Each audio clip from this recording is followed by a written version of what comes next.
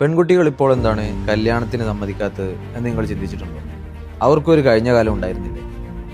അവർക്ക് ഇഷ്ടമുള്ള ഒന്നും ചെയ്യാൻ സമ്മതിക്കാതെ, പുറത്തു പോകാൻ സമ്മതിക്കാതെ, പഠിക്കാൻ സമ്മതിക്കാതെ, ജോലിക്ക് പോകാൻ സമ്മതിക്കാതെ, അവർക്ക് ഇഷ്ടപ്പെട്ട ആളുടെ കൂടെ ജീവിക്കാൻ സമ്മതിക്കാതെ, ഇനി അഥവാ ജീവിക്കാൻ സമ്മതിച്ചാൽ തന്നെ നീ കണ്ടുപിടിച്ചിട്ടുള്ള ആളാണ്, അവിടെ ഇനി എന്ത് പ്രശ്നം വന്നാലും നീ തന്നെ നോക്കിക്കോളണം, ഞങ്ങളെ വിളിക്കാൻ പാടില്ല എന്നൊക്കെ പറഞ്ഞ് അവർ അവോയ്ഡ് ചെയ്തിരുന്നൊരു കാലം.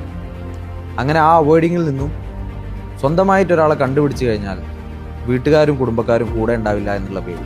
ഇനി നിങ്ങൾ കണ്ടുപിടിച്ചു കൊടുക്കുന്ന ആളോ അയാളുടെ ഭാഗത്ത് നിന്ന് എന്തെങ്കിലും തെറ്റ് വന്നു കഴിഞ്ഞാൽ മോളെ സാരമില്ല, പോട്ടെ, കല്യാണമല്ലേ, ഇങ്ങനെയൊക്കെ ഉണ്ടാവും, നീ അഡ്ജസ്റ്റ് ചെയ്യുക എന്നൊക്കെ പറയും എന്നുള്ള പേടി. ഇത് രണ്ടും കൂടിയപ്പോൾ അവർക്ക് കല്യാണം കഴിക്കാൻ തന്നെ പേടിയായി. കൂടെ അവർ വിദ്യാസമ്പന്നരായി ജോലിക്ക് പോകാൻ തുടങ്ങി.